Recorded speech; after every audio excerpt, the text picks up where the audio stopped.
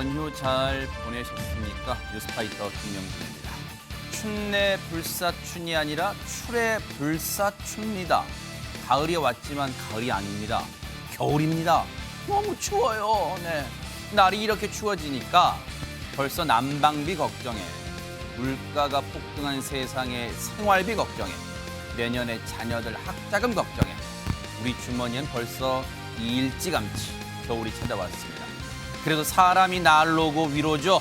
가족 간에, 이웃 간에, 친구 간에 끌어주고 당겨주고 서로의 체온에 의지해서 이겨 나갔으면 좋겠습니다. 부쩍 추워져가지고 12월 11일 같은 10월 11일 화요일 뉴스파이터 본격적으로 달려보도록 하겠습니다.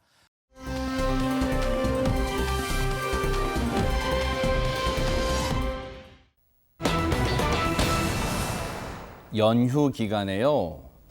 전라북도 무주에서 정말 안타까운 일이 벌어졌습니다. 안진용 기자님. 네, 지난 9일 일요일입니다.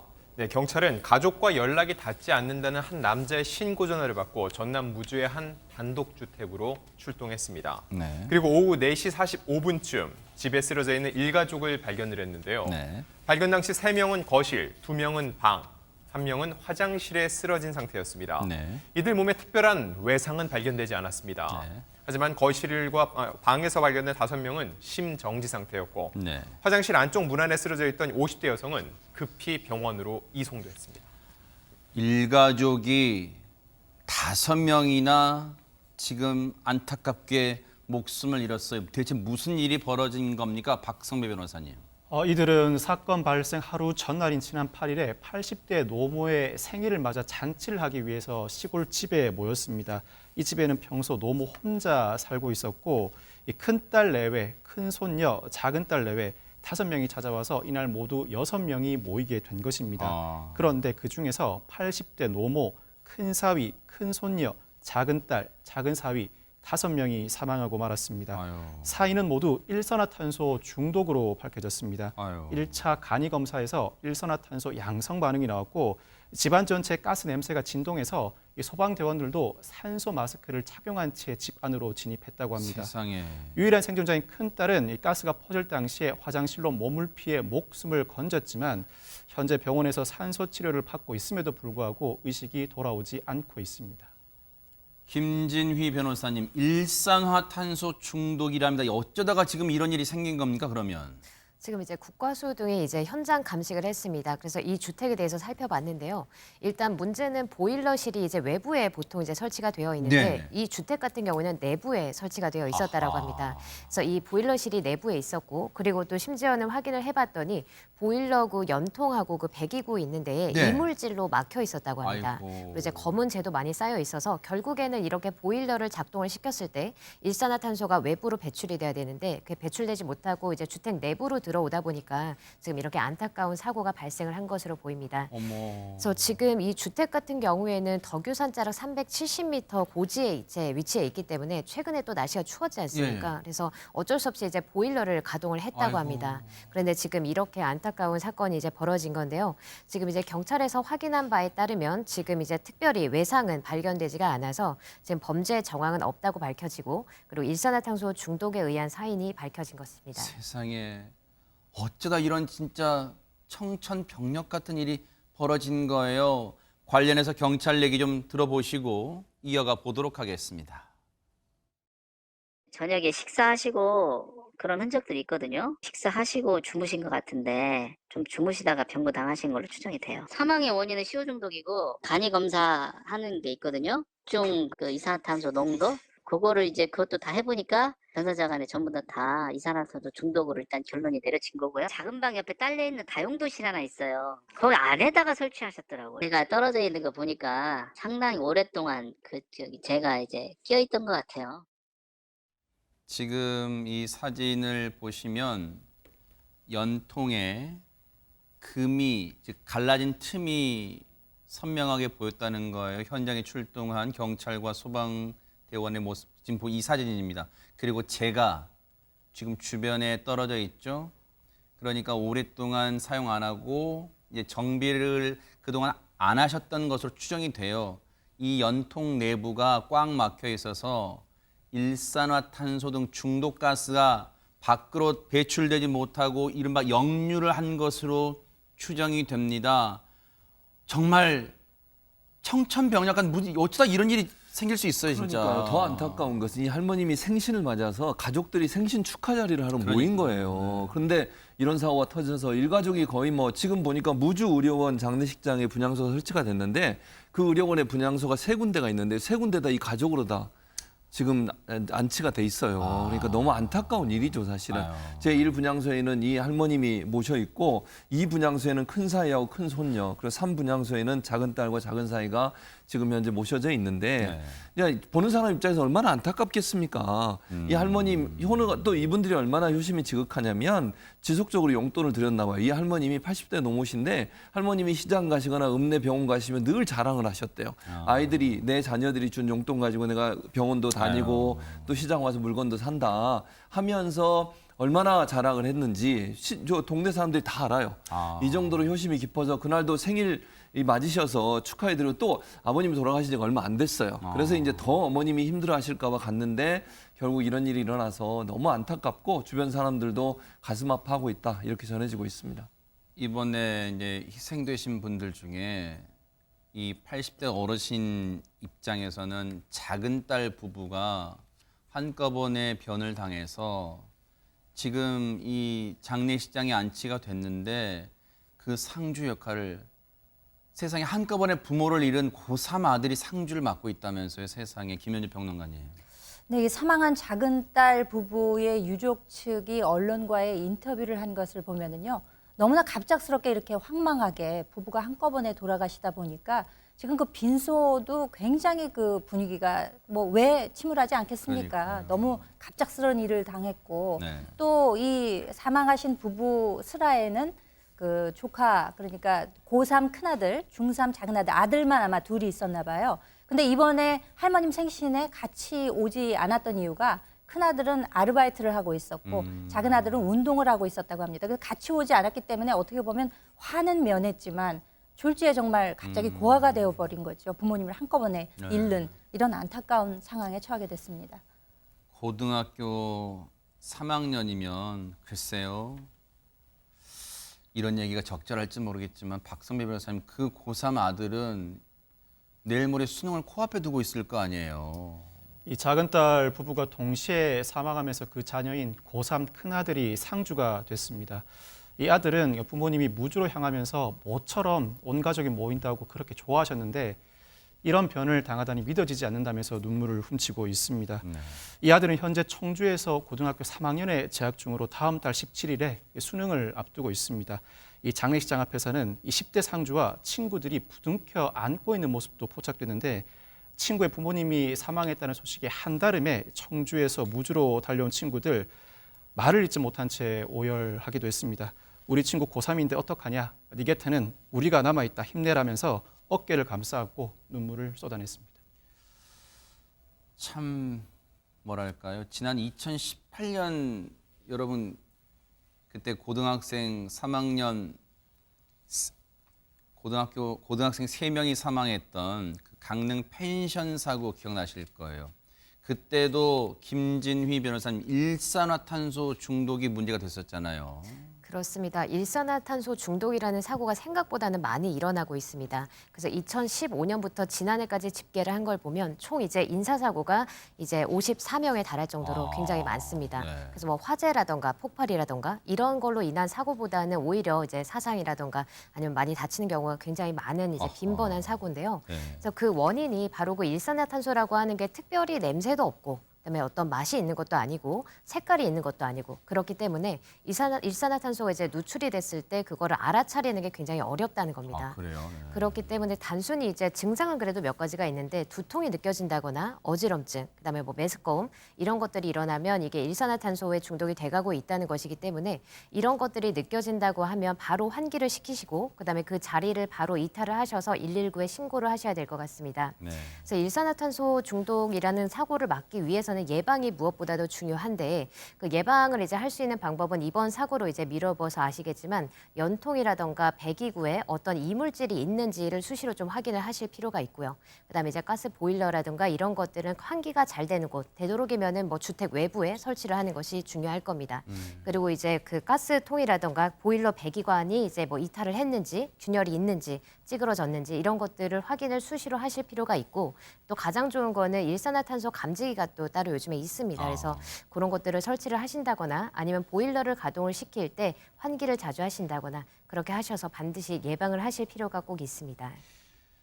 보일러 지금 요즘 갑작스런 날씨가 추워졌잖아요. 비가 그친 뒤에. 그런데 보일러는 이제 앞으로 사고가 계속 일어날 수 있어요. 그런데 보일러는 각 가정의 이 집안의 문제로만 치부하지 마세요. 이번에도 80대 노모의 생신잔치 때문에 가족이 모였잖아요. 그러면 평소에 이 어르신이 거주하시는 이런 집들은 지자체가 각 가정의 일로만 치부하지 말고 겨울철 앞두고 한번 실태 점검, 안전 점검, 모든 가정을 일일이 할 수 없다 치더라도 이렇게 혼자 사셨던 분들, 홀로 사시는 어르신들 이런 가정은 좀 세심하게 돌보는 그런 지자체의 손길도 필요하지 않나 차제에 그런 생각도 해봅니다. 너무너무 안타까운 사고였습니다.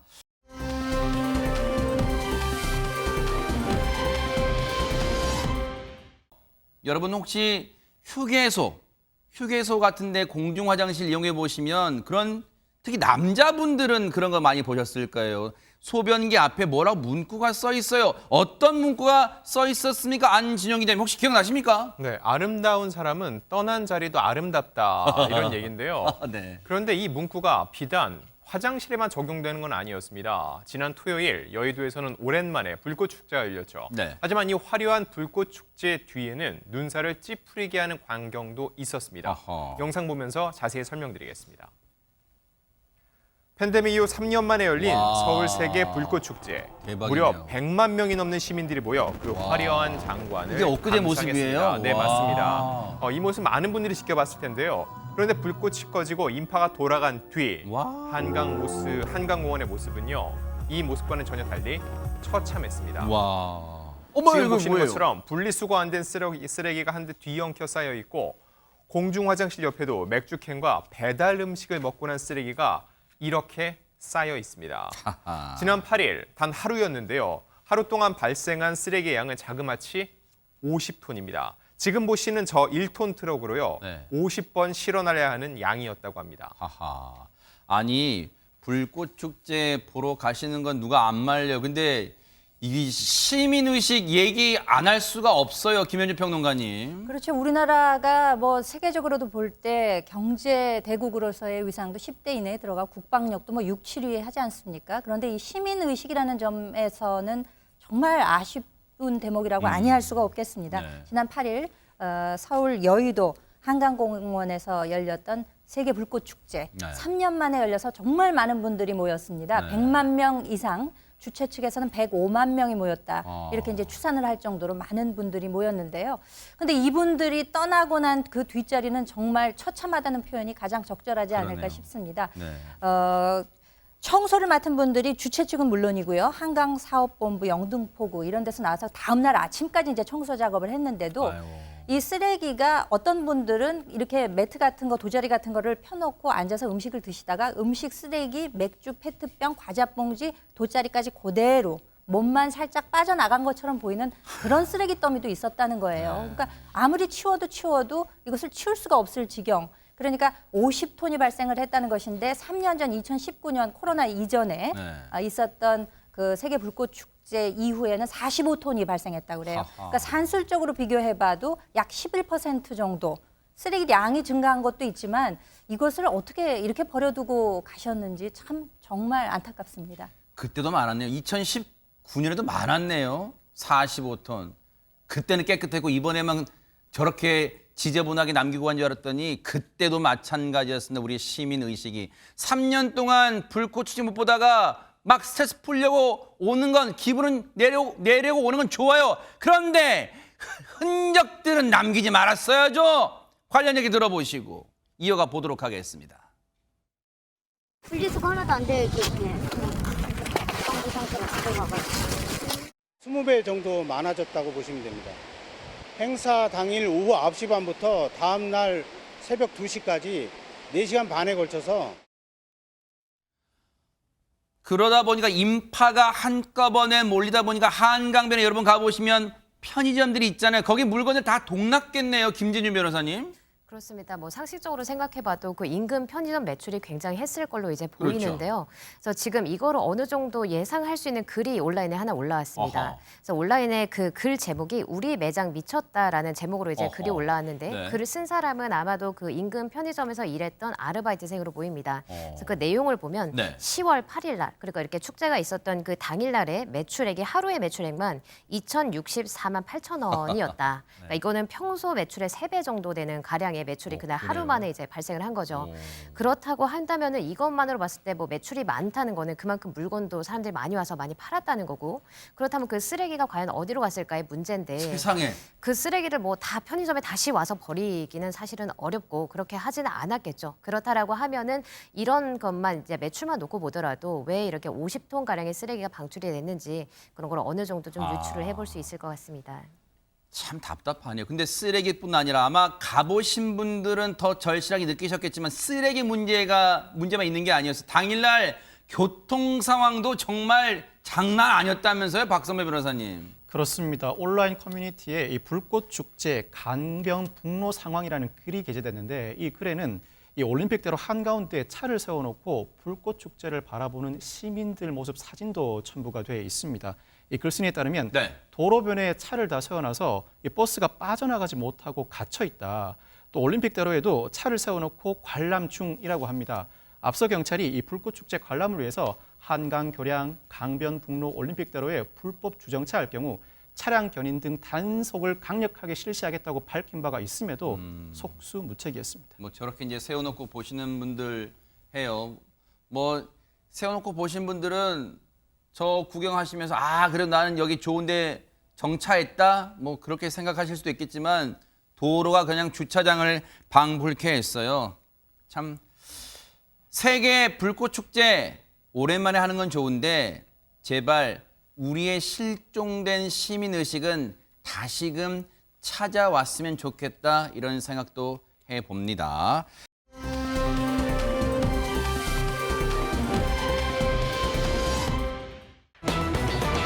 오늘 아침부터 들려온 이 소식에 아마 시청자분들 중에는 이 사람이 그 사람 맞아? 하신 분들 많으실 거예요. 안진영 기자님. 네, 오늘 새벽 도로 항복판에 차량이 정차돼 있다는 신고를 받고 경찰이 출동을 합니다. 출동한 경찰은 오전 1시 40분쯤 서울 송파구 탄천 2교에서 정차된 차량을 발견했는데 이 차량에 타고 있던 사람은 국내 최장수 아이돌 그룹이죠. 신화의 member 신혜성 씨였습니다. 경찰이 자고 있던 신혜성 씨에게 음주 측정을 요구했으나 신혜성 씨는 이를 거부했습니다. 결국 경찰은 도로교통법상 음주 측정 거부 혐의로 현행범으로 신혜성 씨를 체포했습니다. 근데 더 충격적인 내용이 박성배 변호사님, 저 타고 있던 차가 자기 차가 아니었다면서요? 이 체포 당시에 신혜성 씨가 타고 있던 차량이 도난 신고가 접수된 어머. 차량이었습니다. 경찰이 차주에게 확인해봤지만 차주는 신혜성 씨를 알지 못한다는 취지로 진술했습니다. 이에 따라 경찰 신혜성 씨에게 음주 측정 거부 외에도 절도 혐의를 더해 이 차량에 타게 된 경위를 조사 중입니다. 신혜성 씨가 경찰의 음주 측정을 거부했어요. 이유는 딱 봐도 저희가 아는 그 이유겠죠, 김준희 변호사님. 네, 맞습니다. 상식적으로 이제 예상 가능한 그것이 이제 원인이 맞았는데요. 그래서 이 사건이 일어나고 나서 신혜성 씨 소속자 측에서 이제 해명하고 이제 사과의 입장을 밝혔습니다. 그래서 해명에 따르면 신혜성 씨는 지난 10월 오후 10일, 그러니까 오후 11시경에 한 음식점에서 지인들하고 같이 모임을 가지고 음주를 한 상태에서 음식점 발레 파킹 담당 직원이 전달해준 차키를 가지고 귀가를 하던 중에 도로에서 정차를 시켜고 이제 잠이 들었다고 합니다. 그러고 난 다음에 이제 잠들었는데 신고를 받고 경찰이 출동을 했고 경찰이 음주운전 측정을 음주 측정을 하자고 했는데 그거를 거부를 해서 지금 체포가 된 상태입니다. 네. 그래서 음주운전을 한 사실에 대해서 이제 인정을 하는 상태이고요. 그리고 네. 그거에 대해서 인정을 하고 있고 또한 이제 만취가 돼서 본인이 차량이 아님에도 불구하고 다른 사람의 차량을 운전한 행동 또한 변명의 여지가 없다라고 하면서 사과의 입장을 밝혔습니다. 음주는 뭐 부인할 수 없는, 돌이킬 수 없는 증거가 분명히 있으니까 음주는 인정했어요. 음주운전은. 그런데 박성배 변호사 여전히 풀리지 않는 의문이 저 차량이 도난 신고된 차량이에요. 근데 저 차는 어떻게 설명할 거예요, 그러면?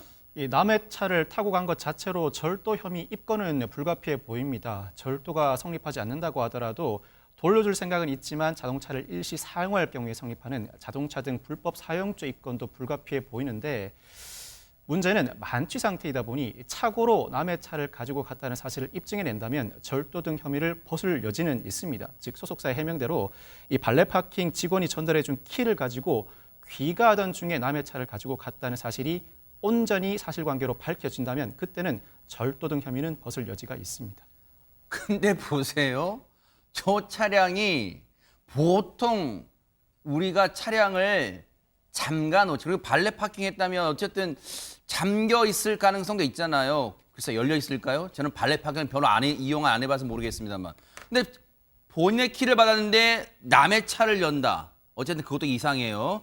무엇보다 더 나쁜 건 최진봉 교수님, 예. 지인들과의 모임에서 술을 먹었다는 거 아니에요? 그럼 나머지 지인들은 뭐 하고 있었던 거예요? 그렇죠. 만약에 지인과 함께 술을 먹었다고 하면 못하게 말렸어야죠. 아니면 대리 운전을 하든지 그렇게 시켰어야 돼요. 첫째, 지인들이 잘못한 거예요, 이거는. 네. 뭐 옆에 있던 사람들이 안 돼, 위험해라고 얘기하면서 말렸어야 하는 게 첫 번째 잘못이고, 두 번째는 뭐냐면 지금 예를 들어서 아까 말씀하신 것처럼 자기 차가 아닌 걸 분간을 못한 거잖아요. 네. 발레 파킹이라도 예를 들면 발레 대주는 분이 차를 가져오잖아요. 인계를 할 거 아니에요. 키가 맞지 않으면 운전을 못해요. 운전을 했다는 말은 키가 그 차의 키라는 얘기예요. 아하. 그러면 그 키를 받았는데 자기 차가 아니야.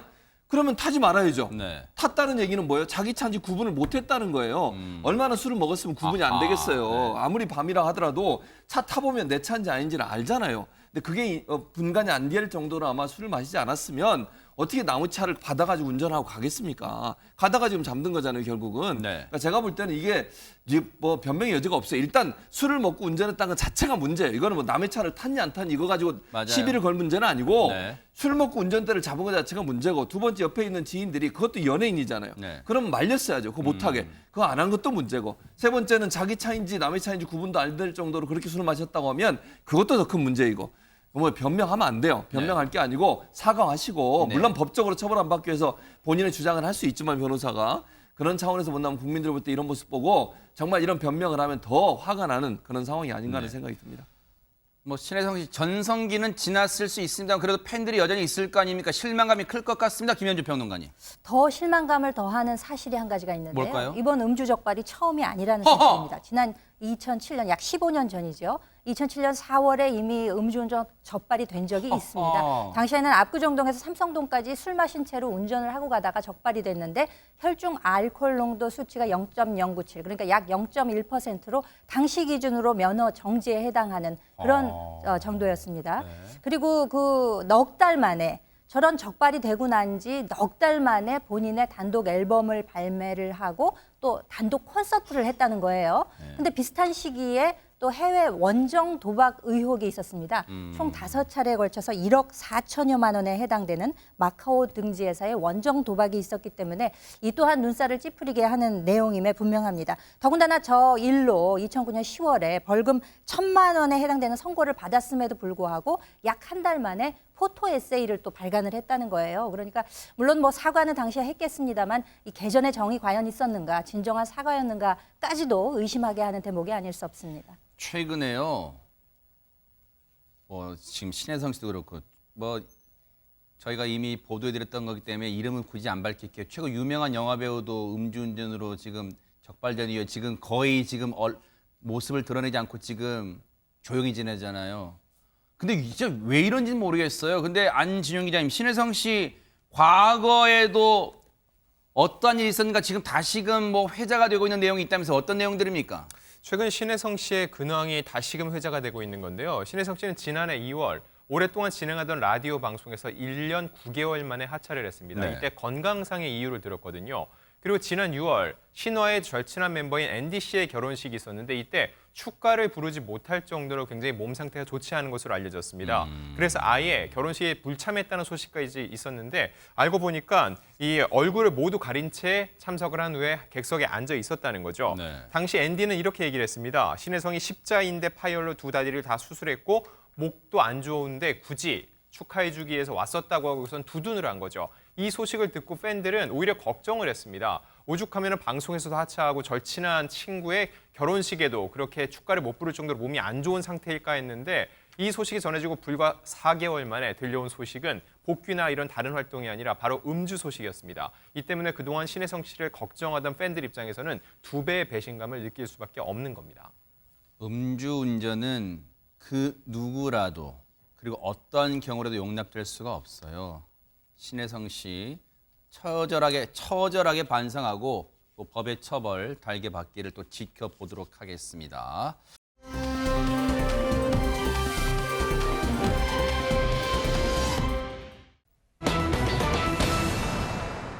살면서 여러분 많은 어록집 들어보셨을 거예요. 유명한 철학자 등등등 해가지고. 그런데 대박 사건. 이 사람의 어록집이 나온다네요. 김현주 평론가님. 네, 한동훈 법무부 장관의 어록집이 발간이 된다고 합니다.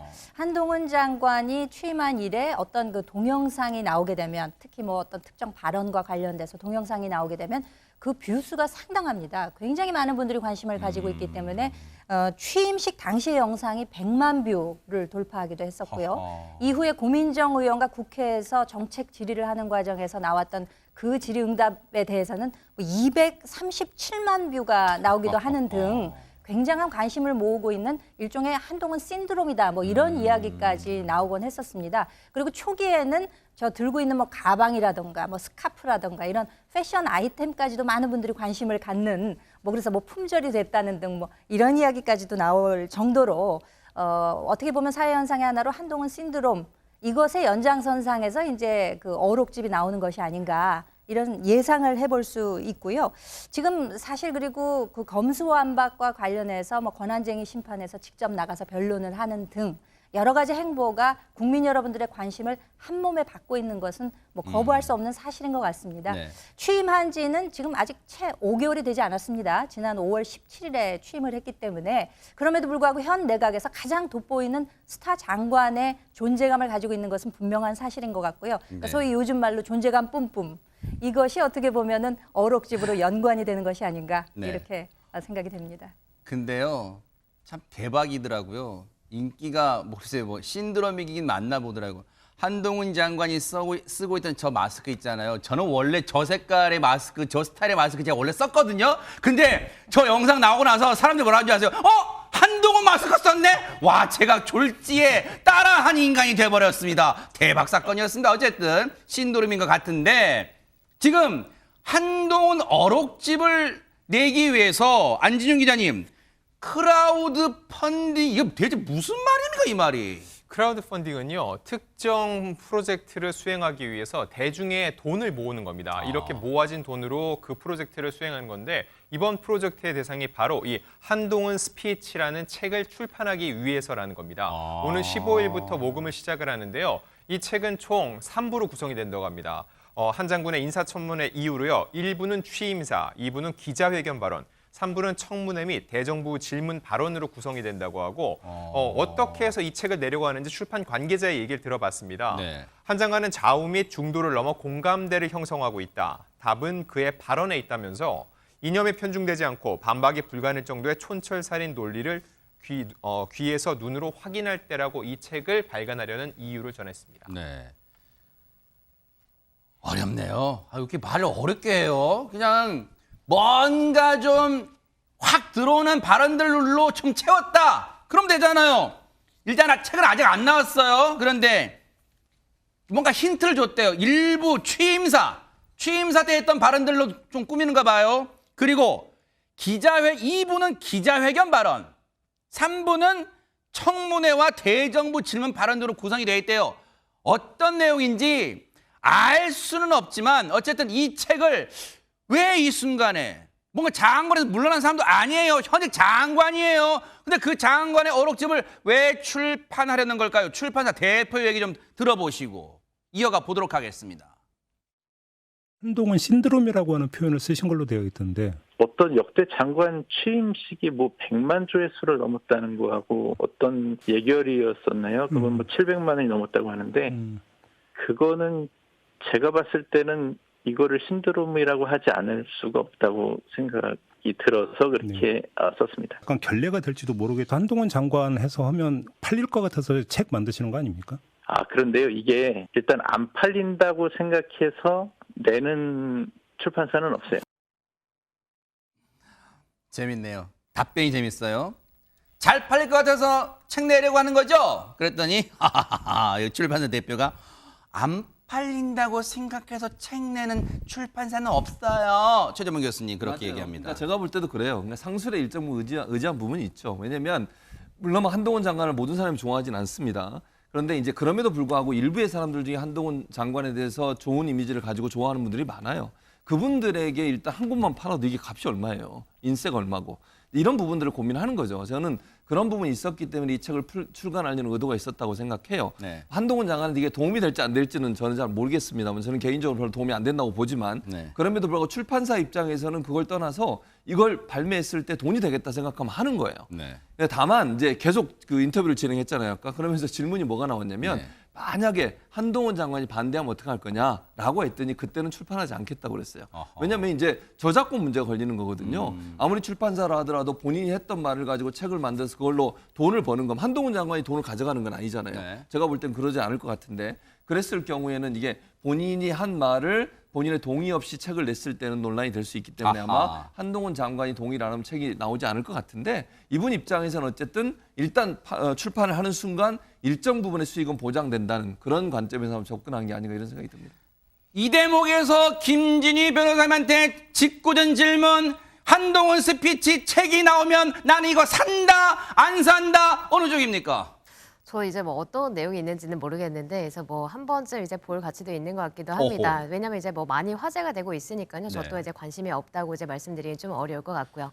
그래서 지금 이거에 대해서 지금 한동훈 이제 그 장관의 입장을 이제 저희가 살펴보면, 그래요? 네. 그래서 이 한동훈 그 장관은 누구나 이제 나는 할 수 있는 상식적인 말을 한 것뿐이다. 그리고 이제 상식에는 저작권 문제가 없다고 생각한다. 이렇게 이제 입장을 밝혔습니다. 그리고 이번에 책이 이제 발간되는 거에 관련해서도 이제 나는 책을 대해서는 이제 몰랐지만 이렇게 책이 발간되는 거에 대해서는 알지는 못했지만 이게 만약에 내가 말한 것들이 정확하게만 발간이 된다라고 하면 문제가 없다고 생각한다라고 입장을 밝혔습니다. 대박 사건인 게요. 제가 직구진 질문이라고 생각하고 질문을 드렸는데 김진희 변호사님의 이 표정이 그렇지 그 정도 질문이 뭐 직구죠? 말하고 잘 넘어갔습니다. 대단합니다. 자, 한동훈 어록집에 실릴 만한 발언들 아마 이게 아닐까 싶어요. 저희가 한번 추려봤어요. 한번 들어보시고 이어가 보도록 하겠습니다. 할 일을 제대로 하는 검찰을 두려워해야 할 것은 오직 범죄자뿐입니다. 이 나라 대한민국에서 검찰의 일은 국민을 범죄로부터 보호하는 것이고 할 일을 제대로 하는 검찰을 두려워할 사람은 오직 범죄자뿐입니다. 국민을 바라보고 할 일을 제대로 합시다. 늘 잊지 맙시다. 우리는 국민의 피 같은 세금으로 월급 받는 사람들입니다. 국민들께 수준 높은 서비스로 몇 배로 돌려드려야 합니다. 네, 저런 얘기들이 실릴 수도 있다. 저희가 전망 추정해 본 거예요. 왜? 앞서 출판사 측에서 1부에는 취임사, 2부에는 뭐 등등등 얘기를 한 것으로 봐서 저 정도가 실리지 않을까 추정해 본 겁니다. 그런데 이렇게 뭔가 인기가 많은 거 실제로 여론조사에서도 신드롬이라고 불릴 만큼 뭔가 반향이 있다면서요, 박성배 변호사님. 리서치뷰가 지난 9월 29일부터 30일까지 범보수 차기 대권주자 적합도를 조사한 결과 유승민 전 의원 19%, 한동훈 장관 18%, 홍준표 대구시장 12%를 기록했습니다. 즉 한동훈 장관이 1, 2위를 다투고 있는 것입니다. 또한 리서치뷰가 같은 기간 보수층을 대상으로 범보수 차기 대권주자 적합도를 조사한 결과 한동훈 장관이 29%로 압도적 1위를 기록했습니다. 글쎄요. 이래서 신드롬이란 말이 나오는지 모르겠지만 이런 현상을 글쎄요. 한동훈 장관 본인이 뭐 드러내놓고 그러진 않겠지만 혹시 속으로 좀 즐기고 있을까요? 관련 영상 좀 보시고 이어가 보도록 하겠습니다. 대통령과 정부는 역대 최저 지지도를 달리고 있는데 대통령 최측근이라고 불리는 장관님이 이렇게 차기 문제가 벌써 거론되고 이렇게 되는 거예요? 제가 원한 결과는 아니고요. 저는 법무장관으로서 역할을 충실하게 수행하고 하려고 노력하고 있고 장관의 도리를 아는 분이라면은 지금 집권 초기의 장관인데 나를 좀 빼달라. 이 의사표명해야 됩니다. 저와는 무관한 것이고요. 지금 저렇게 되고 있는 상황에서 제가 여기서 뭐 빼달라 말라 이거 자체가 오히려 더 호들갑 떠는 것 같다는 생각은 좀 듭니다. 김현주 평론가님 듣기에 따라서 내가 여론조사에 내 이름 넣어달라 그랬어요? 난 가만히 있었다고요. 뭐 이런 것 같기도 합니다. 뭐 네. 일부 그런 뜻으로도 해석될 수 있겠죠. 근데 한동훈 장관의 아마 그 의사는 이런 것 같아요. 그러니까 이제 본인이 어떤 그 차기 대권주자의 여론조사 명단에 포함이 된다든지 혹은 뭐 이렇게 어록집이 발간된다든지 이런 데에 대해서 본인이 인위적이거나 혹은 자기적으로 어떤 조치를 취하거나 뭐 빼주세요 하는 것 자체가 좀 부자연스럽다고 느끼지 않나 이렇게 생각이 되고요. 뭐 앞으로 어떻게 될지는 이 정치라고 하는 것이 한치 앞을 알 수 없는 것이기 때문에 너무나 변수도 많고 하긴 하지만 실제로 지금 여의도 부근에서는 한동훈 장관이 이 다음에 어느 특정 지역구까지 거론이 되면서 출마할 것이다라는 얘기도 나오고 뭐 당권에 도전하는 것이 아니냐 그리고 너무 멀긴 했지만 뭐 대선 주자급으로도 이야기가 나오고 있는 것은 사실이지만 본인 의지는 지금까지는 없는 것 같아요. 그럼에도 불구하고 앞으로 어떻게 될지는 알 수 없다. 윤석열 대통령도 국민이 불러내서 갑자기 저렇게 검찰총장에서 대통령이 되시지 않았습니까? 그러니까 앞으로 좀 지켜볼 일이다 이렇게 생각이 됩니다. 현직 장관의 발언 일거수일투족이 화제가 될 만큼 신드롬이라는 표현이 나올 만큼 관심이 크고 거기에다가 어록집이 재직 중에 장관 재직 중에 어록집이 나올 것 같은 지금 상황이고 이례적인 현상이긴 합니다. 근데 중요한 건 글쎄 이 신드롬이라는 이 표현이 적절할지는 모르겠습니다만 이 한동훈 장관의 이 인기 또는 어떤 긍정적 영향이 계속해서 이어질지 이제 그게 관심이에요. 정치권에서는. 제가 볼 때는 총선 때까지는 이어질 걸로 보여져요. 그래요. 그래서 저는 총선 출마도 충분히 생각할 거라고 봅니다. 그러니까 이제 장관을 한 2년 정도 하는 거잖아요. 이제 내년 4월에 총선이 내후년 참 죄송합니다. 내후년 4월에 총선이 있으니까 그때 하면 2년 정도 넘어가는 거거든요. 보통 장관을 한 반 정도 하고 그리고 이제 정치권에 들어와서 만약에 본인이 대선까지 꿈꾼다고 하면 국회의원을 하려고 할 겁니다. 저는 그렇게 보고. 그래서 이런 현상 자체가 뭐 총선 때까지는 갈 수 있다고 봐요. 근데 문제는 뭐냐면 대선은 저는 한동훈 장관과 윤석열 지금의 대통령은 함께 묶여 있는 공동체예요. 그게 무슨 말이냐면 윤석열 대통령이 대통령의 임무를 잘 수행하면 한동훈 장관은 플러스가 될 겁니다. 근데 만약에 윤석열 대통령의 그 대통령 수행이 마이너스가 됐다. 만약에 지지율이 오르지 않고 지금의 상황으로 계속 간다고 하면 한동훈 장관에게도 상당히 어려운 상황이 될 거예요. 왜냐하면 검찰 출신의 대통령을 한번 뽑아서 우리가 열심히 해보려고 했는데 그분이 이렇게 일을 잘 못하셨다는 판단이 들면 다음번 대선에서는 똑같은 또 검사 출신을 선택할 거냐 하는 부분이 본인의 의사와 관계없이 연계될 수밖에 없다는 거죠. 그래서 그런 점에서는 윤석열 대통령의 국정 운영과 한동훈 장관의 어떤 대선에서의 어떤 전망은 저는 연계돼 있다고 보고요. 다만 총선에서 국회의원이 출마하는 것은 조금 더 쉽게 갈 수 있는 부분이라고 저는 생각해요. 그러니까 총선까지는 이런 분위기가 갈 거고 뭐 아까 특정 지역도 말씀하셨는데 본인이 출신이 이제 강남 지역이니까 그쪽으로 나올 가능성이 저는 있다고 봅니다. 그리고 본인도 아마 국회의원으로 출마해서 정치적 경험을 쌓고 가능하면 대선까지도 바라보는 정치 행보를 할 거다. 저는 그렇게 전망을 합니다. 그렇네요. 어쨌든 지켜볼게요. 그 행보가 어디로 흘러갈지도 지켜보도록 하겠습니다.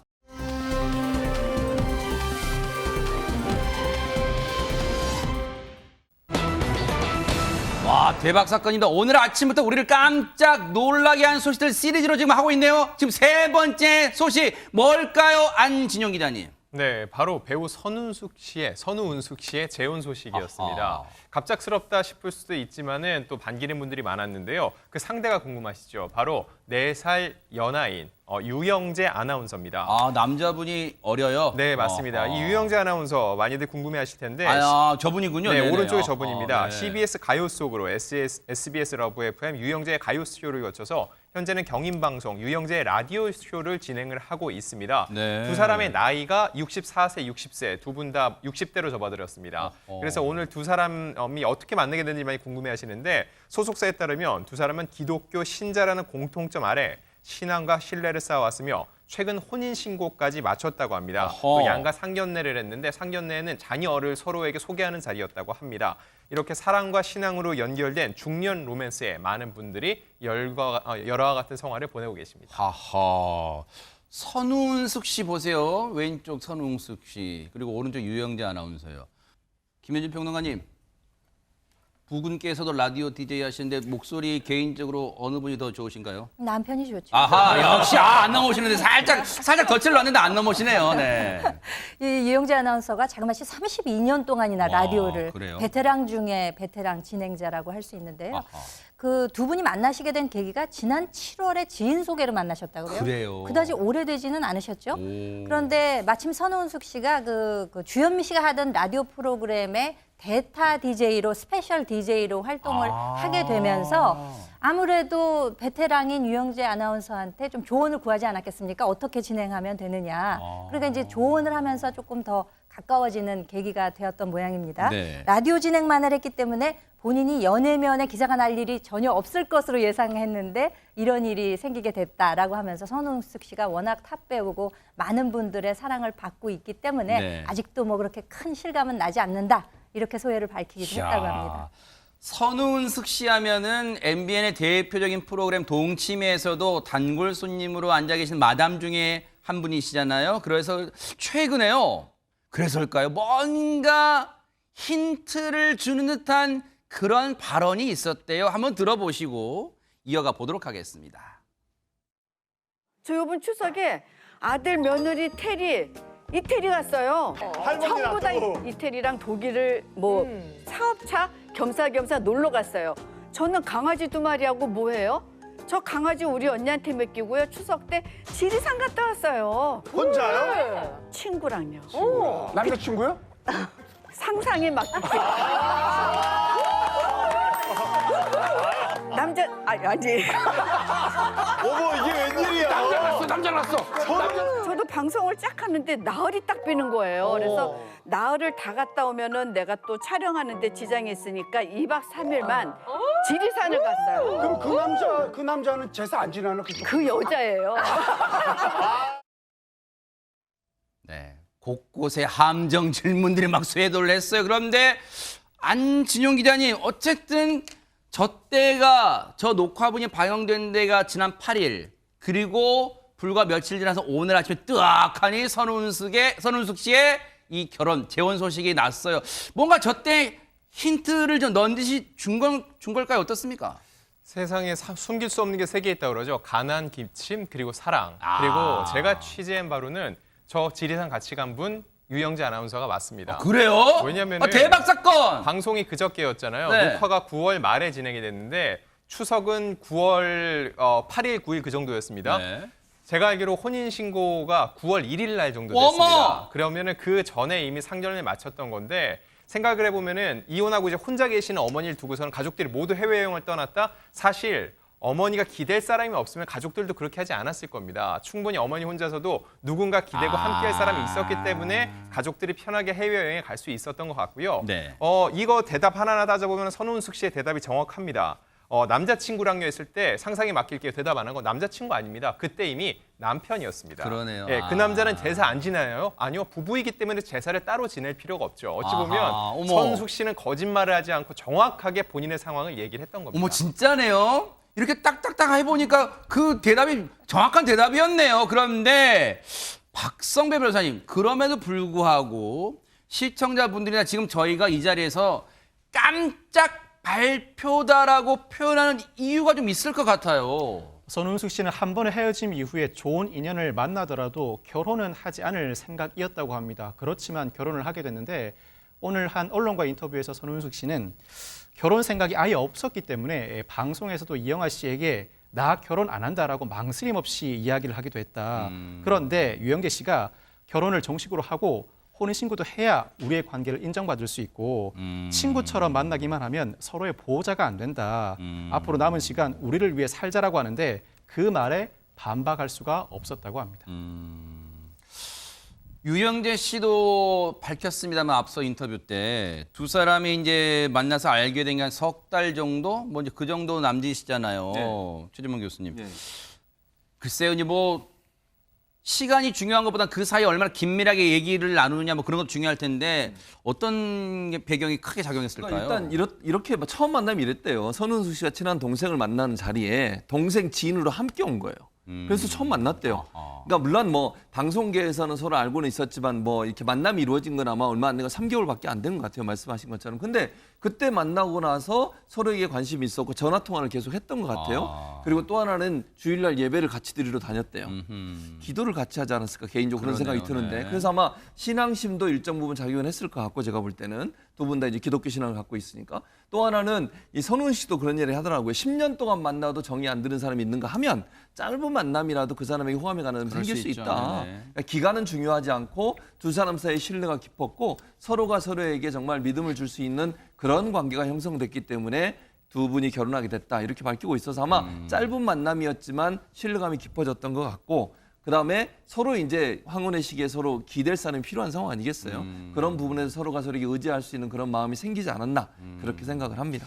내년쯤에 신혼여행 또 계획을 잡고 계신 것 같아요. 그런데 김현준 평론가님 이쯤 되면 궁금한 게 물론 뭐 유영재 아나운서 가족분들의 그 반응도 궁금하겠습니다만 선운숙 씨의 가족분들의 반응, 특히 이영아 씨, 전 남편 이영아 씨의 반응도 궁금해요. 그렇죠. 일단 뭐 장성한 아들들이 있으시니까 아들들 며느리들은 아주 이제 쌍수를 들어 환영하면서 그래요? 이제 축하를 해줬다고 하고 말씀하신 이영아 씨한테는 아마 3주 전에 미리 이야기를 했던 모양이에요. 그러니까 축하한다 라면서 이제 쿨하게 축하를 해주시면서 혼자 조금 오랫동안 지냈으니까 이제 뭐 애들도 다 크고 더 이상 이제 걱정하지 말고 당신만의 생활을 즐기라 이렇게 이제 격려를 해줬다는 거예요. 네. 아주 멋진 이야기가 아닐까 생각이 됩니다. 사실 대한민국 사람들이 만남은 잘하는데 이별에 서툴다 뭐 그런 표현을 하지 않는데 와, 이 표현 진심으로 해준 표현일까요? 뭐 저는 개인적으로 그렇게 생각해요. 진심으로 했을 거라고. 물론 뭐 마음 한편에 약간의 서운함도 있었을 것 같지만 그럼에도 불구하고 이제 두 분이 헤어지신 지가 좀 시간이 지났잖아요. 네. 그리고 각자의 삶을 살고 있었고 아마 혼자 계속 계시는 부분에 대해서 뭐 자녀들도 그렇고 남편 이영아 씨도 입장에서도 좀 미안한 마음이 있었지 않겠습니까? 네. 저는 개인적으로 그렇게 생각하고 새로운 어떤 사랑을 찾아가서 새로운 가정을 이루는 것에 대해서 응원해줬을 것 같아요. 왜냐하면 이영아 씨 입장에서 또 이제 새로운 가정을 만들 수도 있는 거 아니겠어요? 그렇죠. 네. 서로가 서로에게 응원해주고 지지해주는 것은 각자의 삶을 인정하면서 그동안 함께 했을 때의 시간에 그 어떤 아쉬운 부분들이 다른 부분으로 채워진다고 하는 것은 내가 못하는 부분을 다른 사람이 해줄 수 있다는 것의 입장에서 본다고 하면 응원해줄 수 있는 충분한 이유가 된다고 생각합니다. 근데 두 사람의 관계가 정말 쿨한 관계라고 봐도 될지는 모르겠어요. 왜냐하면 최근까지도 방송에서 선운숙 씨가 이영아 씨 얘기를 이렇게 했어요. 한번 들어보시고 이어가 보도록 하겠습니다.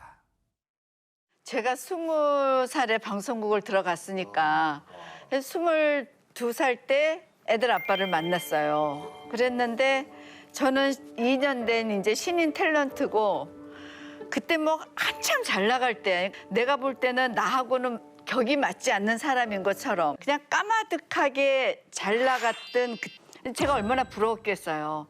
말 한 번 시키기도 어려운데 그래서 또 이렇게 좋아했었는지도 몰라요. 그치. 저도 일을 많이 하고 이럴 때래가지고 그게 뭐 아유 그래 돈은 내가 벌면 되니까 당신은 품위 유지해라 이렇게 생각을 했었는데 지금의 이렇게 내가 그 남편을 보면 세월이 또 이렇게 가니까 후배들한테 자기 자리를 주고 자기의 모습에 이제 이 어깨에 있던 허세와 이런 것들도 많이 내려가 있고 그러니까 또 그게 짠해요. 또 짠해.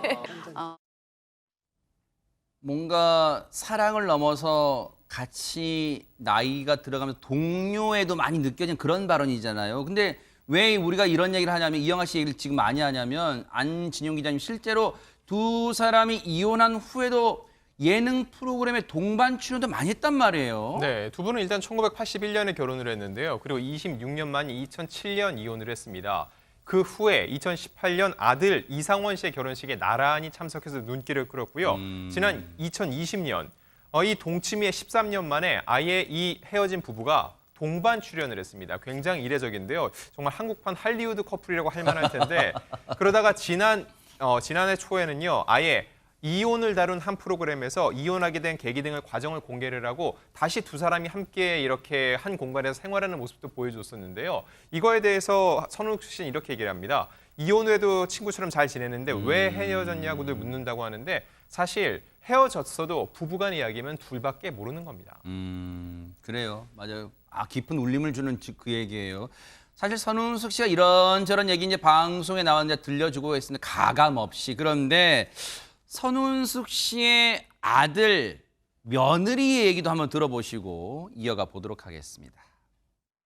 팀에서 자기 얘기 하잖아. 그럼 사람들이 나한테 뭐라는 줄 알아? 아니 무슨 미련이 그렇게 많아가지고 아직까지도 헤어진 남편 얘기를 해. 막 이래 나한테. 근데 나는 그게 그냥 우리 일상을 보여주는 거니까 그냥 내가 표현하는데 사람들은 믿지를 않나. 저희는 사실 원치는 않습니다. 지금 너무 평화로워요. 적당한 거리감은 오히려 도움이 되는 것 같아요. 김진휘 변호사님, 저때 저 아들 부부의 이 발언이 상당히 의미심장하네. 재결합보다는 새로운 인연, 아마 이쪽이 좀 무게가 있었나 봐요. 네, 지금 이제 발언을 두고 보면 그런 것 같습니다. 네. 그래서 선우숙 씨 아들하고 이제 그 며느리가 저희 이제 프로그램 동침에 나와서 얘기를 한 거를 보면 이제 선우숙 씨가 이제 재결합, 그러니까 부모님끼리 재결합을 하는 거는 원치를 않는다. 그래서 적당한 거리감은 오히려 이제 가정에 평화를 준다. 이렇게 발언을 했는데 그러면서도 어머니가 빨리 이제 새로운 남자친구를 만나셨으면 좋겠다. 이렇게 발언을 했습니다. 네. 그렇다라고 하면은 선우숙 씨가 이제 다시 재결합을 하는 것보다는 새로운 남자친구를 만나서 새 출발하는 거를 응원을 했던 것 같다. 이렇게 좀 해석이 되고 있습니다. 네. 그래요. 선우숙 씨가 결혼을 해도 또 이영하 씨와는 또 우리 아까 할리우드판 커플처럼 또 좋은 친구 관계로 지내는 모습도 많은 팬분들에게 보여주시길 또 기대를 해보도록 하겠습니다.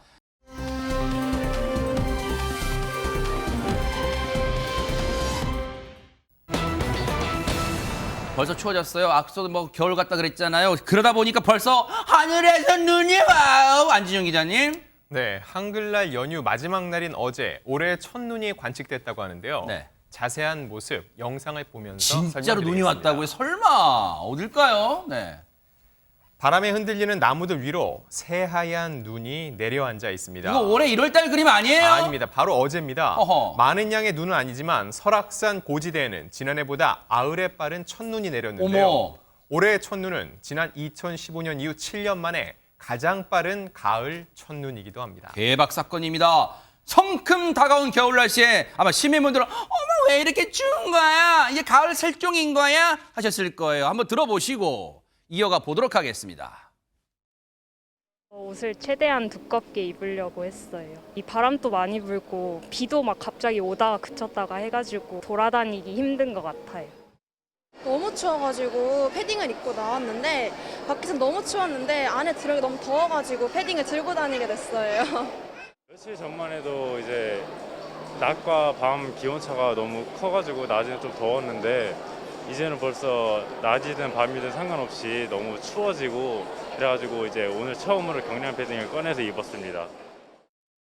아니 김진휘 변호사님 가을한테 제대로 인사도 못했는데 벌써 가버린 거예요, 가을이?